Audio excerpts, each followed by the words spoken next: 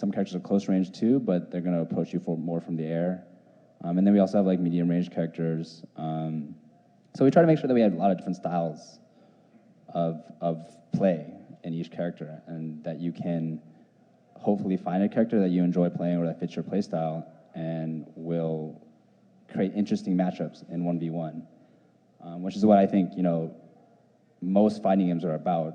And they are interesting when you have all these different types of matchups and you have different types of characters, and you have to like learn all the interesting situations that you find yourself in with your character against, you know, this opponent or that opponent.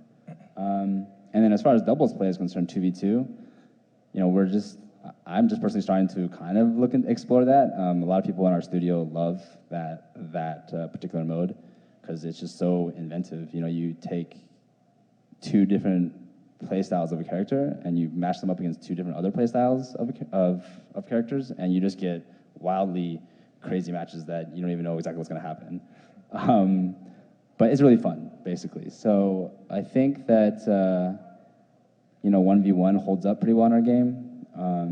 We're still balancing those play styles. So I think, you know, if you guys get a chance, you can go over and try it out and maybe play 1v1 over there. I'm not sure, can you? Mm-hmm. So because free-for-all is chaotic, right? It tends to be much more chaotic than a 1v1 situation because you don't have control over things that are like people hitting you in the back when you're trying to do a combo or you're trying to control a situation. So I think that 1v1 is going to be maybe the competitive standard, or 2v2. It's going to be 1v1 or 2v2, I think. And we're spending a lot of time trying to make sure that mode is competitive and worthwhile, or both those modes are. So. Ed, do you mind talking about the strategy as far as meter management on 1v1 versus free-for-all?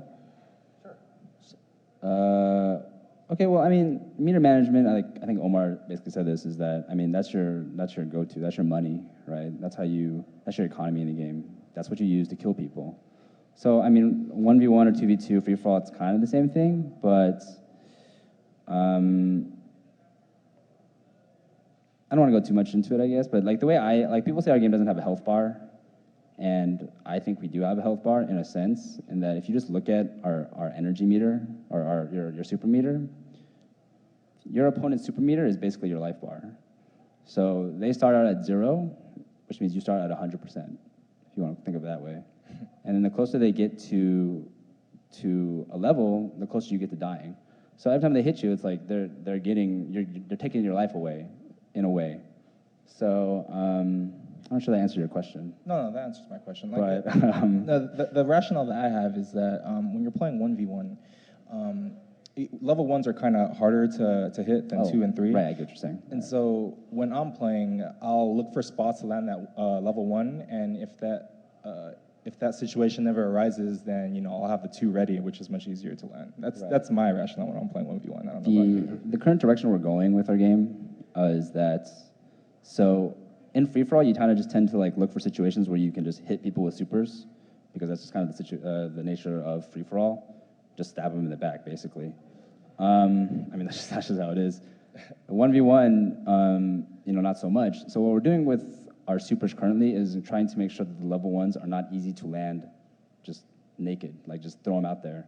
They're going to be very hard to land like that. And also, we're trying to make sure that they're very hard to combo into, so that the game doesn't become like in 1v1 just like a hit once, get a combo, and then super right away. Yeah, we're trying to make sure that our level 2s, the comboable supers, they're very, very easy to combo into supers, so that you get more play in 1v1 and 2v2. In free-for-all, you're still going to be trying to like just look for that situation to land your level 1 and get multi-kills, 1, 2, 3 kills. That's probably the optimal strategy, but level 2 supers are also good at that. But yeah, so. If you guys missed our announcement last night, we announced 2 new characters, Heihachi and Taro, as well as a new stage, the dojo. Omar, if you want to talk about these 2 characters? Yeah, sure. So why were these characters included? Well, we thought they were cool. Me personally, well, obviously I've been playing fighting games, you know, since Street Fighter. I think for me, I went all in with the Tekken series. And Tekken, probably above all else, is really a PlayStation fighting game. I know personally, my PlayStation 1 existed almost solely for me to play Tekken 1, Tekken 2, and Tekken 3. I destroyed PlayStation 1s just playing those 3 games. I think they were just hugely iconic for that console and at that time. And so for me, Heihachi is he's the patriarch of the Mishima family, and so he just made the most sense, I think, to include in PlayStation All-Stars. And so we're really happy to have that character in PlayStation All-Stars. Toro, not a character that I think a lot of North Americans know. I think you guys probably know him because he's in Street Fighter Cross Tekken. But that character is really big in Japan. He is essentially the official mascot of the PlayStation in Japan. And so, I think a lot of the guys in the forums are like, who? Why? But internationally, I think this character makes a lot of sense. And I think even within the fighting game community now, because of his presence in Street Fighter Cross Tekken, he makes a lot of sense. So we're really happy to have those 2 characters in the game. Cool. If you guys want to talk about how these characters play. Okay, I'm going to talk about Heihachi. I'm actually implementing him. I designed him. Well, I didn't design him from scratch, but obviously not. But my job is to get him into the game. So he is obviously going to be a up-close, in-your-face opponent. Tekken isn't all about air game. It's about ground game. Our game kind of is about air, but I've kept him ground-based for the most part, so he's not super effective in the air. He does have some air moves. Obviously, he has to. I'm kind of lucky that when I decided to figure out the moves for this character, he's already got, whatever. Every character in Tekken has 100-plus moves. So it's like I just have to figure out what are the iconic ones, and how can I get them to work in this game, in our game, and how can I make them fit the playstyle that I want him to play. So he's very combo-oriented. As far as free-for-all is concerned, he has a few moves that allow him to dodge other moves. So for him it's kind of scary for him because in our game we have a lot of projectile characters. So, and grenades and whatnot. So I had to make sure that I gave him abilities to deal with that and still stay in close. So he has moves that he can dodge. He just dodges attacks and then comes out with his own attack. I think anybody who's played Tekken knows about electric wind god fist and wave dashing and whatnot. So one of his moves is the wave dash. During the wave dash, he is evading, kind of like our general evade mechanic. So he can evade attacks, get in real close, and then bust out an uppercut or hell sweeps, or he has choices. He can stop and just throw you. So I try to make sure that he works in free-for-all and 1v1 in our game. Another thing that we try to do when we're designing the characters is that we have to make sure that we play up the IPs and we do justice to them. We really want to celebrate them. And so even with Heihachi, Ed actually put, if any of you played Tekken 3, they had Tekken Bowl in it. And all the bowling pins were the little Heihachi head statues, the golden ones. So the one projectile that Heihachi has is he can take that bowling pin and he'll throw it at people and arc it at them. And he's kind of a silly character also. Tekken's kind of a parody of fighting games almost. They kind of play that stuff up really well. So even as level 3, he is one of his cinematic endings from, I think, Tekken 5, I think this one is, where he straps, Heihachi's always strapping his grandson and his son to things and shooting them into space, trying to kill them. So it's actually his level 3. He straps them all to a big missile and then launches them off into space and blows them up as his level 3. So, and you'll be able to see that in game. It's just pretty hilarious. It's really good. Yeah. Oh, and so for Toro, with Toro, I didn't know this until we started actually trying to put him into the game and design him, but he so badly wants to be human, and in his games, he always sort of cosplays and takes on other personalities and other roles and kind of plays, has a lot of basically just cosplaying essentially. And so since he's in a fighting game, the designer who was on the project who did Toro had a great idea to make him do cosplaying of fighting game characters, traditional fighting game characters.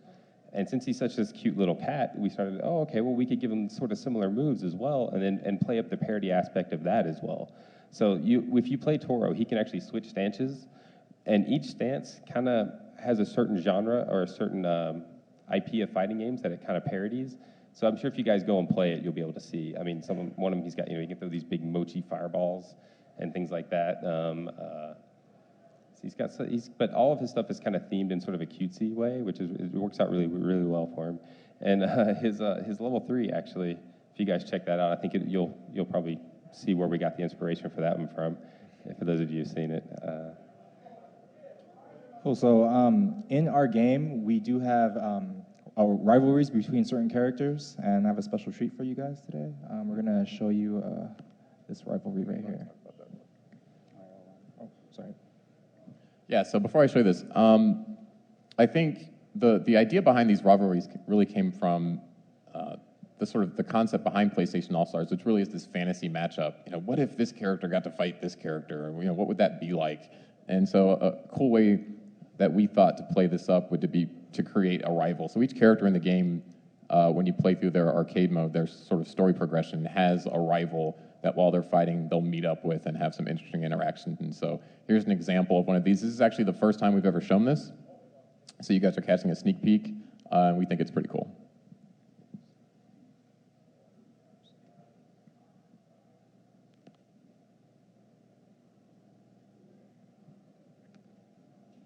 Nandaここは全くもって自分の力を試すことができそうもないな。話にならん。猫が2匹。全くもって時間の無駄だな。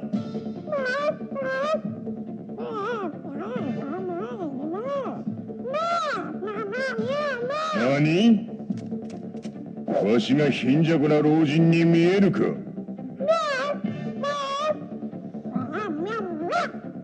口は災いのもとだ。敬意を示すとはどういうことか。忘れんようその体に叩き込んでやる。Those are.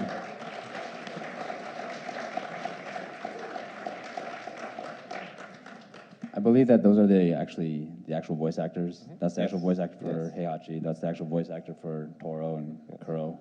Yes. I didn't realize they had voice actors, but so yeah, most of I think all the characters in our game have their original voice actors. One of my jobs at work is to make sure that I keep my ear to the community, anyone that's talking about the game, that kind of thing. And I noticed that one of the things I've been reading a lot is, one, not only are people asking whether our fighting game has combos in it, but two, I've heard people say that report falsely that our game has no combos in it.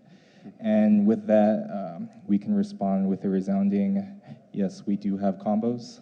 These combos are courtesy of Majestros sitting here right now. So I hope you guys like it.